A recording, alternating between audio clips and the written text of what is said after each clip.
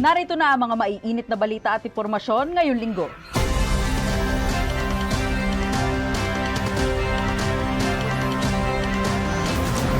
Pangulong Ferdinand R. Marcos Jr. bumisita sa Minuyan Elementary School. Mass oath-taking ng newly promoted teachers at school heads, pinangunahan ni DepEd Secretary Sonny Angara. Mga kasambahay na Sanoseño nag-day off. Mga modern day heroes ng tahanan, pinarangalan ng city government. Obrero Festival 2026, nagbigay kulay sa United Barangay Buzon. At Chinese New Year, masayang sinalubong ng mga San Joseño.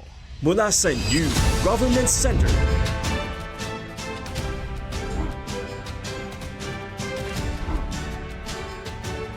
Narito na ang Sa public hearing ng Dragon Reform Bayanhan ng mga Sanoseño. ng mga tumagat at kwento ng tagumpay. Ito ang Balitang San Joseño. Magandang San Joseño, ngayon ay Biyernes, ika-20 ng Pebrero, taong 2026. Ako po si Sha Refugio Pasyon at ito ang Balitang San Joseño. Sinaksihan mismo ni President Ferdinand R. Marcos Jr. ang oath-taking ceremony ng newly promoted teachers ng Bulacan at Pampanga sa ilalim ng Expanded Career Progression o ECP ng Department of Education itong Huwebes, February 19. Kasabay nito ay binisita din niya ang Minuyan Elementary School kung saan naghatid naman ng yakap at kalinga ang DepEd at PhilHealth. Ang buong detalye sa back-to-back report ni Jeff Andrade at Narlen Mabanglo.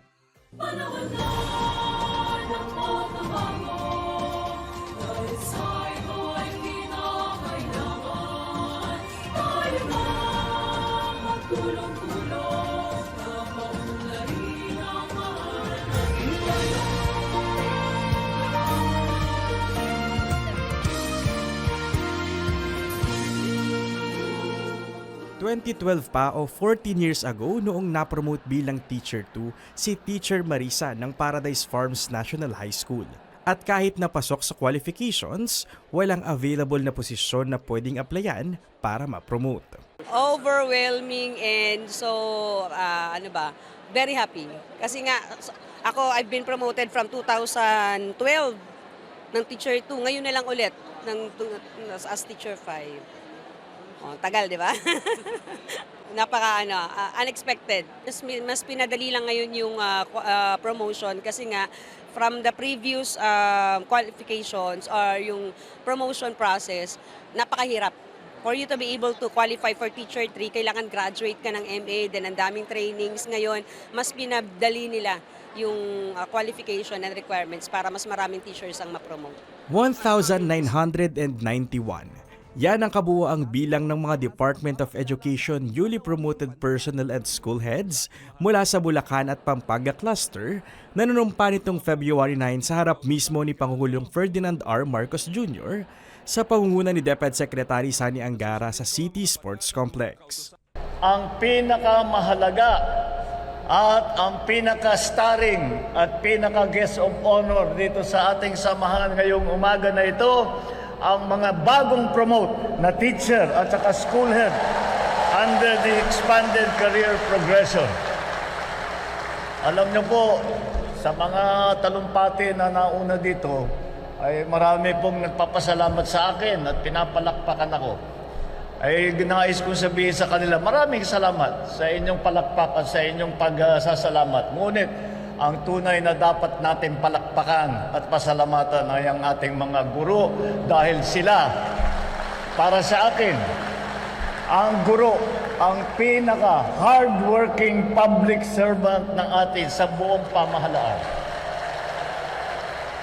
Kaya gumagawa tayo ng mga hakbang upang marami pang guro ang tumaas ng posisyon at kagaya ng aking ipinangako, walang sino man na teacher ang magre-retire na Teacher 1. I have always believed that the true measure of a nation's progress is the kind of future that we prepare for our youth. Policies and programs set the direction, but it is through you, our teachers, that these aspirations take root and grow. Kahit ilang laptop, artificial intelligence o ano pang teknolohiya ang gamitin natin, wala pa ring papalit sa pagmamahal, sa malasakit at sa alaga ng ating mga guro sa inyong mga estudyante.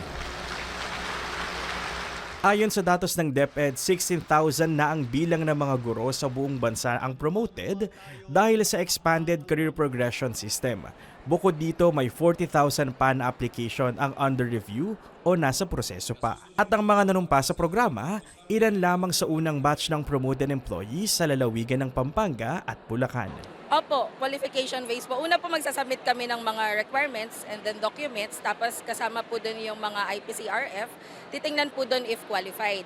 If qualified po, makaka-receive kami ng email, and then dun na po magpo-proceed yung ibang process like interview, and then pasa po ng mga sa demo. Po, as long as qualified, you are welcome to file para po sa rec class, and then lahat po yun pa sa qualified ka mapopromote ka. Actually po malaking tulong siya, lalo na po yung mga teacher 1 na ilang years nang nagtuturo na hindi na po promote. This is actually a motivation for them na hindi sila magre-retire na teacher 1 or teacher 2. And this one, through ECP ng Pangulo po, nagkaroon po ng pag-asa yung mga teacher na hindi sila hanggang teacher 1 lang at kaya nilang ma-promote. And of course, bukod sa higher salary, nakakatulong din sa mga teachers na hindi na nila iisipin yung ibang mga panggastos. Mas nakafocus din sa pagtuturo na sa mga bata. Nagpahayag naman ng buong suporta ang magkatuwang sa serbisyo sa mas lalong pagpapatibay pa sa edukasyon ng kabataang Sanosenyo at kabataang Pilipino. When you say leadership, it deserves clear, fair, and meaningful pathways for growth without losing sight of service. Dahil sa bagong Pilipinas, wala ng teacher na magre-retiro na hanggang teacher 1 lamang ang naabot. Kaya mula sa puso ko at sa puso ng pamilyang Sanosenyo, masasabi ko, you truly deserve this promotion. We stand with President Marcos and Secretary Angara in belief that real change happens through teachers. Every child you teach to read opens a door to opportunity. Every student to guide with compassion becomes a reasonable citizen. Every learner you inspire creates a ripple effect that reaches far into the future. Ang araw na ito ay hindi lamang tungkol sa promosyon. Ito ay tungkol sa mas malalim na misyon. Sabi nga po nila, teaching is not just a profession. It is a calling, a lifelong commitment to nation building. Sa pagyakap sa panibagong tungkuling iniatang sa inyo, patuloy ninyong pagyamanin ang inyong talento, puso at pagmamalasakit sa paglilingkod para sa kinabukasan ng ating mga kabataan. Naway magsilbing inspirasyon ang araw na ito, hindi lamang sa inyo, kundi sa lahat ng kabahagi natin sa pagsusulong ng dekalidad at makabuluhang edukasyon sa ating minamahal na lungsod at sa buong bansa.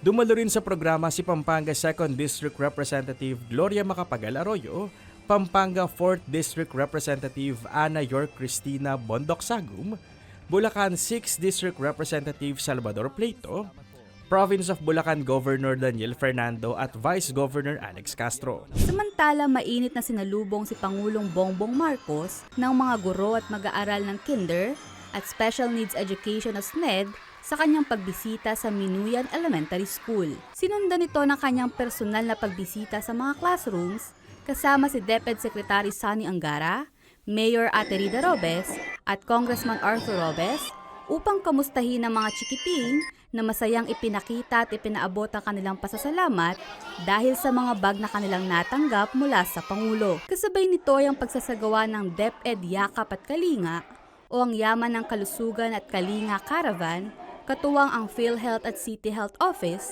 na nagbigay ng iba't ibang agarang serbisyong medikal. Tayo po ay nandito para po bigyan po natin ng kung ano ba ang benepisyo ng ating yakap sa ating mga miyembro. Hindi lang kasama yung mga estudyante na mga dependents nila. Napaka-importante po ng ating programa ng PhilHealth na yakap, Yaman ng Kalusugan na programa, dahil ito po ang magpapatibay po tungo po para po natin na mabigyan ng magandang kalusugan nating mga kababayan, at the same time para po natin ma-realize no, at may patibay yung tinatawag natin na universal healthcare. Laking pasasalamat naman ng pamunuan maging ng mga magulang ng mga mag-aaral ng Minuyan Elementary School na naibaba sa kanilang paaralan ng programa na malaking kabawasan sa kanilang gastusin dahil libre na ang konsulta at lab test gaya ng X-ray at ECG. Nung nagpa-check up po ako, ang sabi po kasi sa akin na mayroon daw po akong gallstone, mayroon din po akong myoma, tapos mayroon din po akong fatty liver. So, ang mas priority ko po dito talaga yung sa myoma po kasi talaga po, syempre alam po natin na kailangan daw po kasi maopera. So sabi ko, salamat po kasi mayroon pong programa ngayon, kaya mas inuna ko po dito ngayon sa school dahil gusto ko po sana na ma-avail ko po yung programa na kung sakali po na ma-opera po ako, magagamit ko po yung yakap po na programa po ngayon. Since first time ko siya, ngayon ko lang din nalaman na libre naman pala siya. So sa akin wala naman kasi akong trabaho, yung asawa ko lang. Malaking tulong talaga siya kasi lessen yung kailangan naming bayaran sa doktor, ganun. Kaya maganda yung ganito na nagbabarangay sila. Kailangan namin pangalagaan yung kalusugan ng mga kabataan. Sound mind with a sound body, di po ba? Kailangan po namin yun na yung papasok ang bata ng malusog, walang bata na nagugutom, pumapasok ng gutom.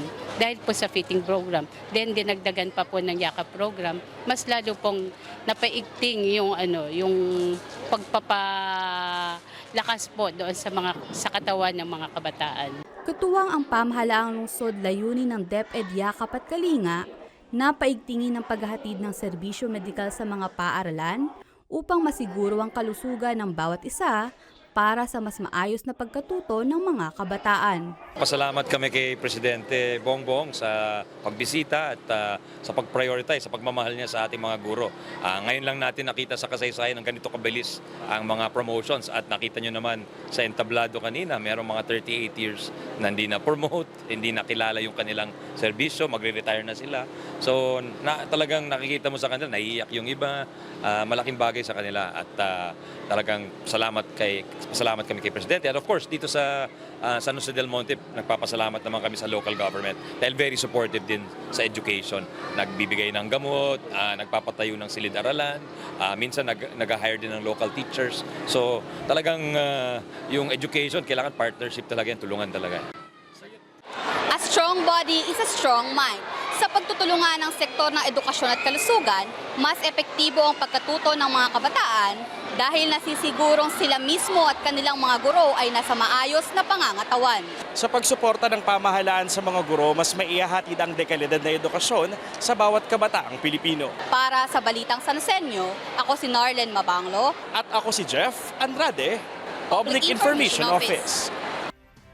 Day off muna sa kani-kanilang mga gawaing bahay ang mga kasama sa bahay o mas kilala bilang kasambahay na San Joseño dahil sa isang espesyal na araw na ibinigay sa kanila ng pamahalaan lungsod upang kilalanin ang kanilang kasipagan, dedikasyon at mahalagang kontribusyon sa lipunan at sa bawat pamilyang San Joseño. Ang mga kaganapan sa Araw ng Kasambahay 2026, panoorin sa report ni Jello Darantinaw.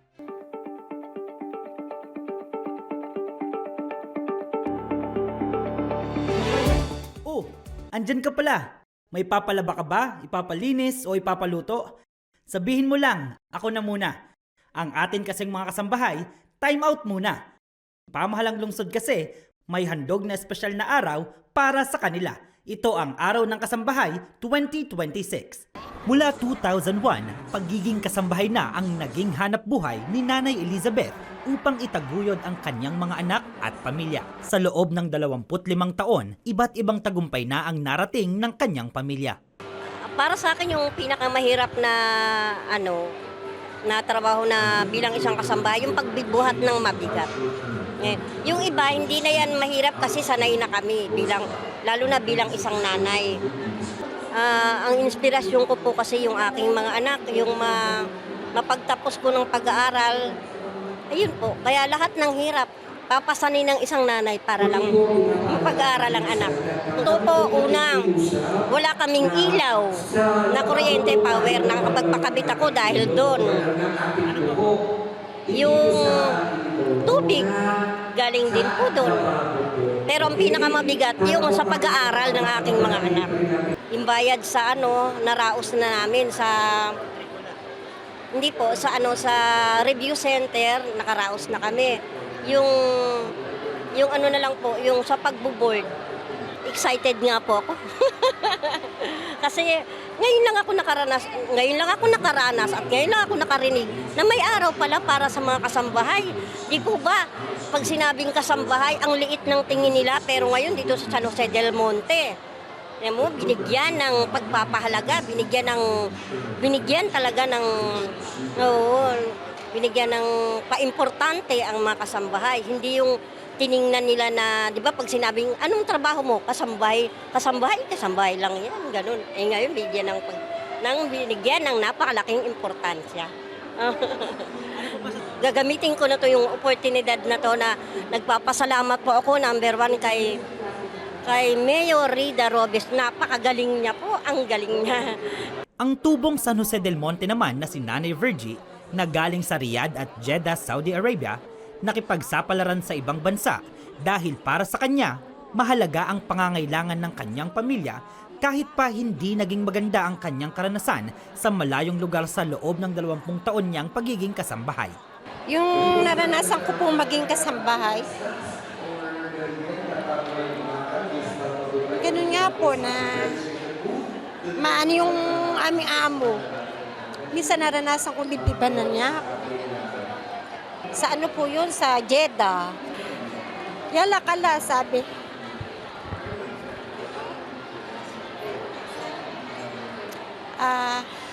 Yun lang po, na kami, tumakas kami nung dalawa namin katulong para pumunta ng embahada ng Jeddah. Opo, dahil nananakit na po. Naranasan ko pong, nanon ako ng parang samurai. Opo, lagi niyang nananakit sila sa amin. Hindi na kami nakatagal. Ginawa namin, tumakas kami. Para po sa mga anak ko. Kasi po, namatay po yung asawa ko. 5 po. Siyempre po, minsan po merong na sa utang, ganon. May mga binabayaran. Kaya po naisipang magtrabaho.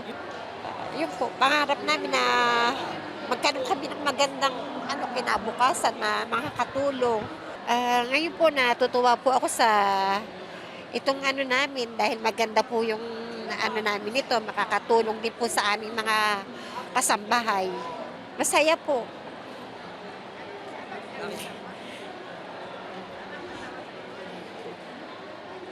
Kasi hindi ko po akalain na ganito yung magiging ko karanasan ko, tsaka po yung nakita ko po na maganda po yung na ngayon dito. Saka marami po silang makakatulong namin, yung mga namin. Nakakatuwa. At saka po, ang ganda po ng programa ni Mayor Rida po para sa mga kasambahay po. Alam namin makakatulong po sila sa amin. At papasalamat po kami ngayon sa kay Mayor, sa mag-asawang Mayor at saka po Rida, na napakabait po nila. Bukod sa mga kasambahay, nakiisa rin sa programa ang mga employer o amo ng ilan sa kanila, katulad ni Daisy na sinamahan pa si Ate Maya, ang kanyang kasambahay, mula pa taong 1990. 36 years na po. Since 1990, dumating po sa bahay namin. Then, 1-year-old pala yung aking bunso noon, siya po ang naging kasambahay ko na po. Ngayon, nung nag-asawa na po yung aking 1-year-old na inalagaan noon, siya naman po naging kasambahay ng aking anak. Na hanggang ngayon po, siya pa rin ang aming kasambahay. Dahil ang turing ko po sa kanya kapamilya, kaya siguro po hindi umaalis sa amin dahil parang anak ko na po siya. Kaya binigyan ko ng halaga itong araw na ito. Hanggang sinamahan niyo po siya? Opo, sinamahan ko po siya dahil napakahalaga ng araw na ito para sa mga kasambahay katulad niya na napakatagal na sa akin. Parang pamilya ko rin po sila Mabait sila sa akin, pati yung anak niya. Saka yung mga alaga ko, mahal na mahal ko yung mga alaga ko. Parang kapatid ko na rin yun. Yan lang po, sabihin ko naman sa mga katulong, sana po mamahalin yung mga alaga inyo. Tita, salamat po. Hindi niyo ako pinapabayaan. Kayo ang pamilya ko po, wala nang iba. Yan ang po, sir. Sana po yung aking kapwang employer ay kailangan po pangalagahan nila ang kanilang kasambahay, na ituturing din po nila na ang isang kasambahay ay kapamilya din po. Sina Nanay Elizabeth, Virgie at Maya ay 3 lamang sa higit 300 mga rehistradong kasambahay sa lungsod na nabigyan ng kasiyahan at pahinga sa Araw ng Kasambahay 2026 na handog ng pamahalang lungsod sa pangangasiwa ng Public Employment Service Office nitong Miyerkules, February 18 sa City Covered Court, Barangay Poblacion 1. Dinaluhan ito ni na Department of Labor and Employment o DOLE Central Luzon, Regional Director Geraldine Panlilio, DOLE Bulacan Labor and Employment Chief Jose Roberto Navata, DILG CSJDM Director Benedict Pangan, Office of the City Mayor Chief of Staff Juan Miguel Perez, Sangguniang Panlungsod Committee on Labor and Employment Chairman Councilor Oliver Robes na nagpaabot ng kani-kanilang mensahe at pagbati, gayon din ang mga punong barangay sa lungsod na katuwang sa pag-monitor ng kalagayan ng mga kasambahay sa lungsod. Ito pong special na araw na ito ay ang Araw ng Kasambahay na ginagawa po natin bilang pagtugon sa pangangailangan ng ating mga kasambahay na gusto nating malaman ng lahat ng mga kasambahay natin, mga kasama natin sa bahay, na sila po ay pinoprotektahan ng batas, pinoprotektahan po ng ating pamahalaan. Siyempre po through the Republic Act 10361, yung Batas Kasambahay, at siyempre iba pang mga programa na gusto pong itugon ng Department of Labor and Employment para malaman nila na sila ay kinokonsidera natin na isang malaking bahagi, no, ng success ng maraming mga kabahayan, ng maraming pamilya.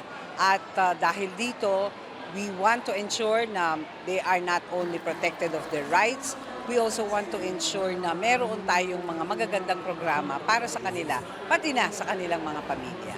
Ito din ay isang parang paanyaya sa lahat ng mga employers, ng mga tinatawag na amo, tinatawag na mga ate, na mga kuya natin, para malaman po natin na kailangan po nating ibigay yung karampatang benepisyo, karampatang mga social protection, karampatang sweldo, at iba pa pong mga benepisyong kailangan na matanggap nila upang mas makapagtrabaho sila ng maayos, mahusay.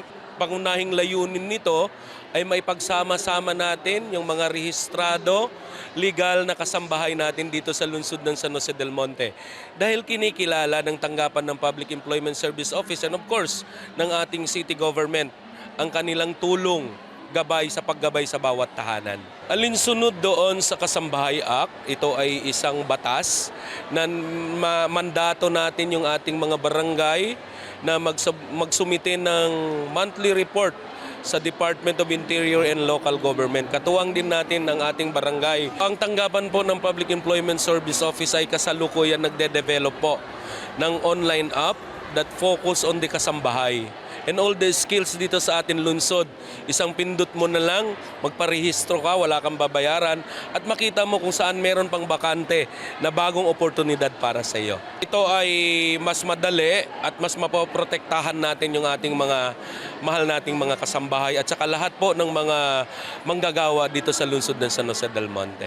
Meron kaming weekly report po sa kasambahay at alam mo naman yung DILG natin ay masipag maghanap ng report yan, kaya kami linggo-linggo po meron kaming report sa DILG regarding sa kung ilan yung kasambahay, kung meron bang nangyari sa mga kasambahay, kung sino yung nangailangan, yun yung report po namin. Maganda kasi yun, kalaga ng report na yun dahil nga kailangan nga ng national yung report natin dahil para alam nila kung anong nangyayari ng mga kasambahay po natin dito sa aming barangay at sa buong San Jose na rin. Iba't ibang serbisyo ang natanggap ng mga kasambahay sa kanilang espesyal na araw na nagpasaya sa kanila. Nariyan ang alagang kay ganda ni Mayor Ate Rida, hatid ang libreng gupet, kulay ng buhok at hair treatment. Libreng check-up at mga gamot naman ang handog ng City Health Office, dental check-up mula sa samahan ng Philippine Dentists Association Incorporated, San Jose del Monte Chapter, libreng eye check-up at reading glasses mula naman sa Acevedo Opticals. Bahagi rin ng programa ang pagbibigay serbisyo ng mga tanggapan ng PhilHealth, Pag-ibig, SSS at San Jose Co-op para sa libreng rehistro pang benepisyo ng mga kasambahay. Sa huli, binigyan ng seminar ang mga kasambahay at mga employer nito tungkol sa Republic Act 10361 o Kasambahay Act upang mabigyan sila ng tamang kaalaman at gabay sa kanilang mga karapatan at responsibilidad. Sinundan ito ng paraffol ng 10 pangkabuhayan package worth 30,000 pesos, handog ng Dole Central Luzon bilang pandagdag kita sa mga kasambahay.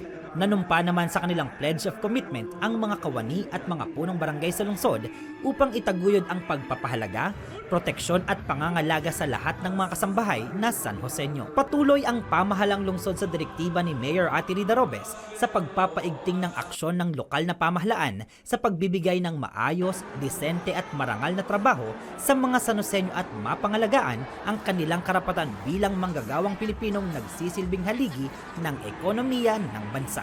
Para sa Balitang San Joseño, ako si Jello Darantinao, Public Information Office. Nag-uumapaw sa pag-ibig ng mga programang bahagi ng pagdiriwang ng Muzon Barrio Fiesta at 12 Obrero Festival isinagawa ng One Muzon kasabay ng Valentine's Day. At Love Run 2026 ng mga San Joseño, ikinasa ng San Jose del Monte City Police Station sa mismong araw ng mga puso. Yan at iba pang mga kaganapan sa Balitang San Joseño Express, report ni Jeff Andrade.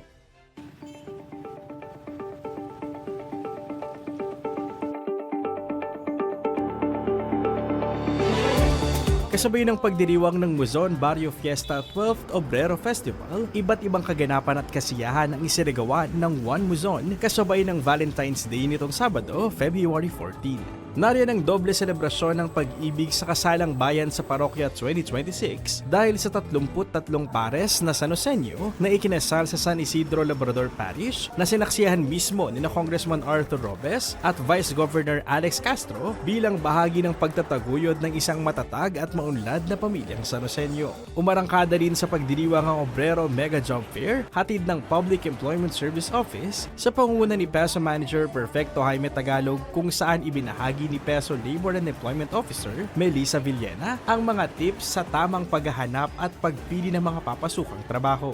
133 San Joseño dito ang hired on the spot o na love at first sight na agad ng trabahong kanilang mapapasukan. Dinuluhan ito ni na Senior Labor and Employment Officer Dole Provincial Field Office Lady Salamat at Department of Migrant Workers Bulacan OIC Jong Trinidad Gaza. Bahagi rin ng Obrero Festival ay ang pakikiisa ng mga Muzoeño sa Manila Bay Cleanup Rehabilitation and Preservation Program kung saan sabay-sabay silang naglinis ng mga kanal, estero at iba pang daluyan ng tubig sa kanilang komunidad bilang pagpapaigting naman sa kanilang kampanya para sa malinis, maaliwalas at ligtas na pamayanan. Marami pang mga aktibidad ang isasagawa ng pamunuang barangay ng One Muzon hanggang sa mismong araw ng pista sa February 22.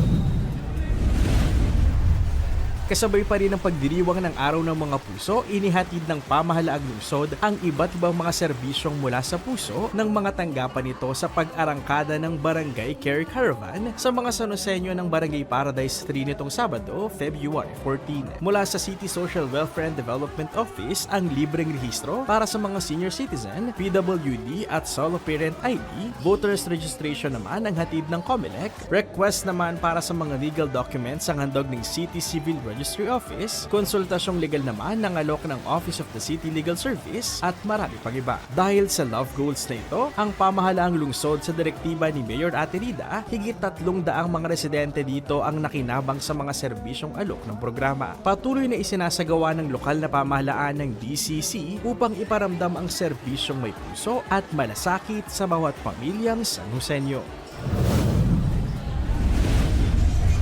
Imbis na sa pakikipag-date, bulaklak at pag-ibig, nag-fun run para sa kalusugan ang mga kapulisan ng San Jose del Monte City Police Station sa ikinasanitong Love Run 2026 itong Valentine's Day, February 14. Pinangunahan ni SJDM Chief of Police Lieutenant Colonel Rayson Bagain ang programa kung saan nagpaabot din ng tulong at suporta ang pamahalaang lungsod sa direktiba ni Mayor Atty. Robes at ang tanggapan ni SK Federation President Engineer Simon Kialipio. Ang naturang fun run ay naging bukas para sa lahat ng mga Sanosenyong nais pagtuunan ng pansin ang pagmamahal sa sarili at kalusugan sa mismong araw ng mga puso. Higit 500 mga individual na Sanosenyo at may ilang couples din na kumasa sa 10 km, 5 km at 3 km fun run for a cause ng pulisya na naglalayong mapatatag pa ang ugnayan ng kapulisan at ng mamamayan sa komunidad sa pamamagitan ng mga donasyong makokolekta sa programa na tatanggapin naman ng mga scholar ng PNP CSJDM mula sa City College of San Jose del Monte at Bulacan State University Sarmiento Campus. This is not a fundraising, rather it's a donation. So yung mga kakalap natin ng mga donations dito, it will be donated sa mga ating estudyante na aming tinutulungan sa BSU at City College. Sa araw ng mga puso muling nagbalik ang kadiwa ng Pangulo sa Kadiwa Center Barangay Minuyan Proper, aabot sa 700 mga Sanosenyo ang nakapamili sa Kadiwa Center ng kanilang mga pangunahing pangangailangan gaya ng mga gulay, prutas, canned goods at iba pa, gayon din ang 20 peso per kilo na bigas na eksklusibo para sa mga Sanosenyong kabilang sa vulnerable sector. Ang mga produktong mabibili dito ay mula sa mga magsasaka at mga lokal na namumuho ng Sanosenyo bilang suporta ng pamahalaang lungsod sa sektor ng agrikultura at negosyo. Kasama si Seth Zamora at Jello Darantinaw para sa Balitang San Joseño Express, ako si Jeff Andrade, Public Information Office. Banal na misa isinagawa ng pamahalaan lungsod bilang pakikibahagi sa pagsisimula ng Kwaresma. At mga kawani ng pamahalaan lungsod, mga nagtitinda at mamimili sa sample market, masaganang sinalubong ang Chinese New Year 2026. Yan at ang iba pang mga kaganapan sa ulat ni Narlen Mabanglo.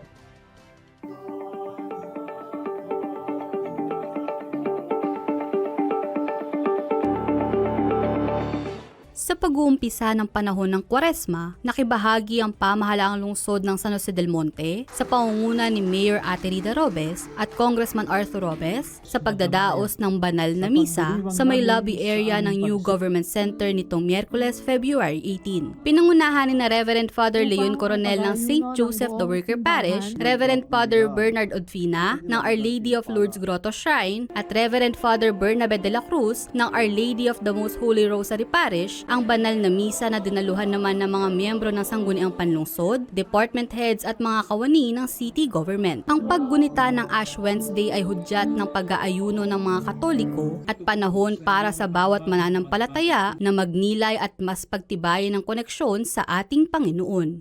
Kaya kaysa ng buong simbahan ay umpisahan natin ang 40 araw na paglalakbay na ang ating mga mata ay nakatuon sa Panginoon. Isang paalaala at isang panawagan. Ano yung paalaala? Alalahanin mong abo ang iyong pinanggalingan at abo rin sa wakas ang iyong babalikan. Ang panawagan ay ito, magbagong buhay ka at sa mabuting balita ay sumampalataya. At nawa ito'y magtaguyod sa atin upang tayo ay makapamuhay ng matapat at marangal. Sa 33rd regular session ng mga miyembro ng Sangguniang Panlungsod ng San Jose del Monte na pinangunahan ni City Councilor Ina Capa, tinalakay ang iba't ibang kapasyahan at ordinansang may direktang epekto sa lungsod nitong Miyerkules, February 18. Kabilang narito ang panukalang ordinansa na inihain ni City Councilor Dr. Rosalyn Cabuco na magtatatag ng Comprehensive Persons with Disability Code sa lungsod at pagbuo ng City Persons with Disability Affairs Office na tututok sa karapatan at kapakanan ng bawat PWD sa lungsod. Tinalakay din sa sesyon ng mga liham at komunikasyong natanggap ng konseho sa nakalipas na linggo at pagbabalik-aral sa mga kautusan at kapasyahang barangay, kabilang na ang 2026 annual budget ng mga barangay at sangguniang kabataan. Hatid ng mga serbisyo ng pamahalaang lungsod, bumaba ang Barangay Care Caravan na programa ni Mayor Ate Rida Robes sa may Barangay San Rafael 5 nitong Miyerkules, February 18. Inilapit ng mga tanggapan ng kanilang mga serbisyo sa mga residente, gaya na lamang ng City Civil Registry Office, City Social Welfare and Development Office at Office of the City Legal Service. Naghandog din ng serbisyo ang PhilHealth at COMELEC na nagsagawa ng voters registration sa mga dumalo. Ang pagbaba ng Barangay Care Caravan sa iba't ibang barangay sa lungsod ay paraan ni Mayor Ate Rida upang mailapit ang mga serbisyo ng pamahalaan sa mga Sanosenyo at mabilis na maiproseso ang kanilang mga pangangailangan.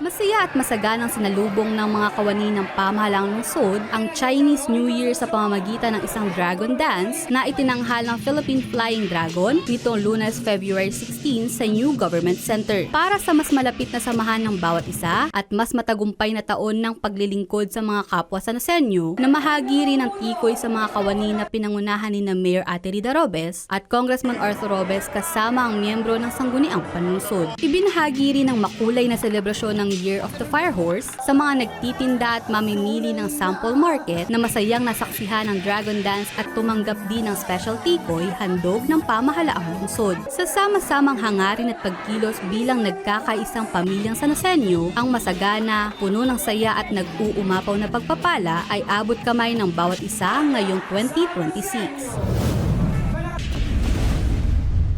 Para sa Balitang Sanosenyo Express, ako si Narlen Mabanglo, Public Information Office. Mga kabataang Musueños tumanggap ng sakramento ng binyag kasabay ng pagdiriwang ng 12 Obrero Festival. At mga barangay training and deployment coordinators sumailalim sa orientation ng Public Employment Service Office. Yan at iba pa mga kaganapan sa aking report.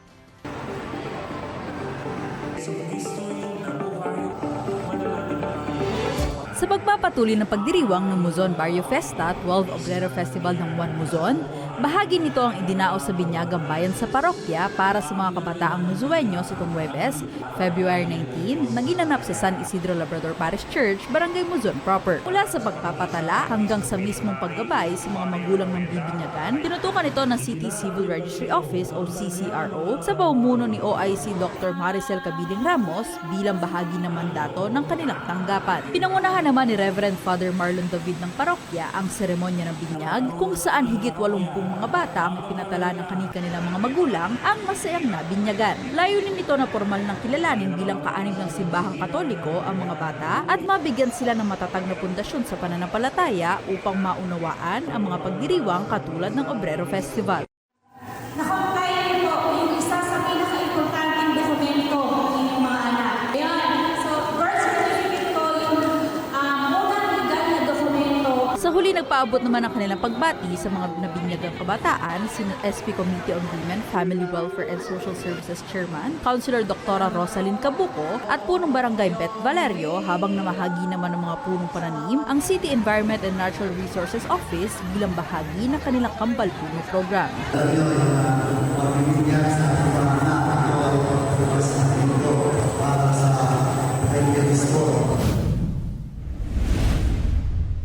Nagsagawa ng medical mission ang Feliciano L. Bartolome Foundation, katuwang ang tanggapan ni Vice Mayor Arlene Bartolome Arsiaga at City Health Office itong Huwebes, February 9 sa Barangay Graceville.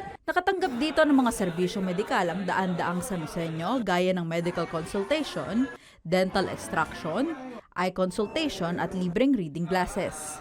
Bukod sa mga serbisyong pangkalusugan, mayroon din ditong libreng konsultasyong legal at notaryo para sa 50 Sanosenyo. Suportado ng pamahalaan lungsod ang mga programang katulad nito na nagbibigay ng oportunidad na mailapit sa mga residente mga programa at serbisyo na makapagpapabuti ng kalusugan ng mga San Joseño.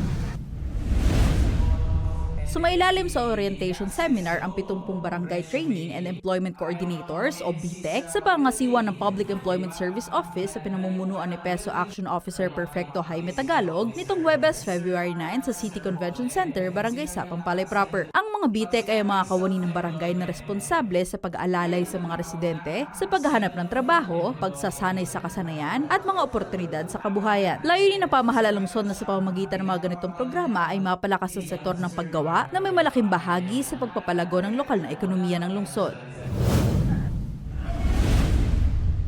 Kasama si Jello Darantinaw para sa Balitang San Joseño Express, ako si Sha Refugio Pasion, Public Information Office. Narito iba pang maiinit na balita at impormasyon ngayong linggo.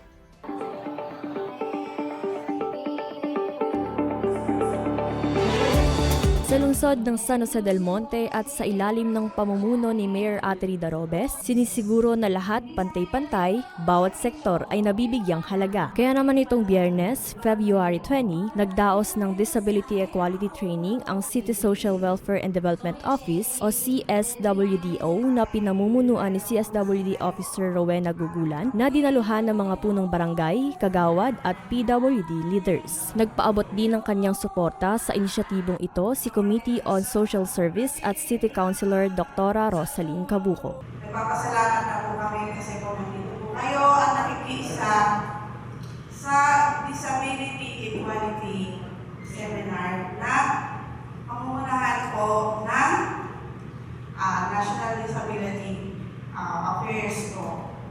Sila po yung ating partner po sa ating pag-implement ng mga programa. Sila po tumutulong sa atin para po mga programa, servisyo po nila sa national at ini-implement po natin po sa lokal. So, may mga nagawa na rin po akong ordinansa para po sa ating mga PWD at ang pinaka-huli po na first reading lang, yung pagkakaroon ng persons with disability funding po and office funding. Vocal person, wait lang po at magkakaroon na po kayo ng pondo at magkaroon ng officer sa PIDAO. Sumusuporta po ako at sana lahat po tayo na nandito, mga kapitan, mga kagawad, ay malaanan po ng konting pagmamahal ang ating po mga PWD. Ibinahagi ni National Council on Disability Affairs o NCDA Planning Officer 1, Virginia Rabino, ang disability rights and legislations upang mas maunawaan ng mga dumalo kung paano mapangangalagaan ang karapatan ng mga persons with disability. Layunin ng pagsasanay na ito na maintindihan ng bawat isa ang kalagayan ng mga PWD at bumuo ng isang inklusibong komunidad na magbibigay ng kalinga at pagpapahalaga sa kanila. Alok ang mga pangunahing bilihin gaya ng bigas, gulay, karne at iba pang produktong mula sa mga magsasaka at namumuhunang San Joseño, ibinaba ang Kadiwa Pop-Up Store sa Barangay Gayagaya nitong Biyernes, February 20. Mabibili pa rin dito ang 20 pesos kada kilo ng bigas na eksklusibo para sa mga vulnerable sectors gaya ng mga solo parents, PWDs, senior citizens at 4-piece beneficiaries. Ang pagbaba ng Kadiwa Pop-Up Store sa pangangasiwa ng City Agriculture Office ay naglalayong mailapit ang mga produkto sa mga San Joseño at masuportahan ang kabuhayan ng mga magsasaka at mga namumuhunan sa lungsod. Bukas naman ang Kadiwa Center sa Barangay Minuyan proper tuwing araw ng Sabado ngayong buwan ng Pebrero mula 7:30 a.m. hanggang 12 o'clock p.m.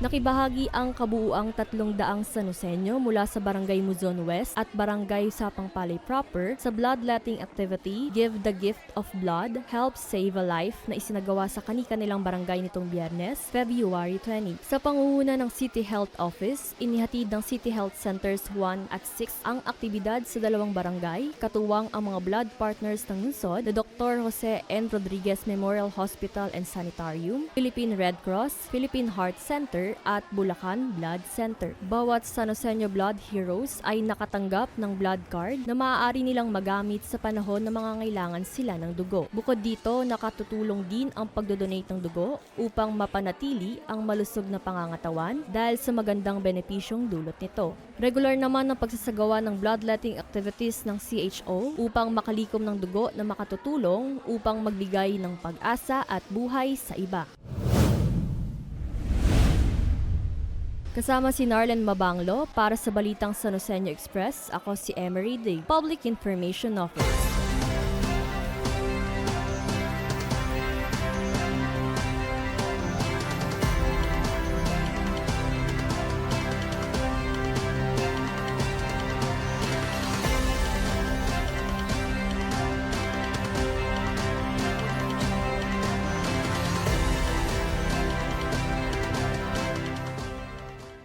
At yan ang mga kaganapan at detalyeng dapat alam mo sa Nosenyo. Manatili nakatutok sa Public Information Office para sa iba pang maiinit na balita at impormasyon. Ako si Sha Refugio Pasyon at ito ang Balitang San Joseño. Magandang araw, Arya San Joseño.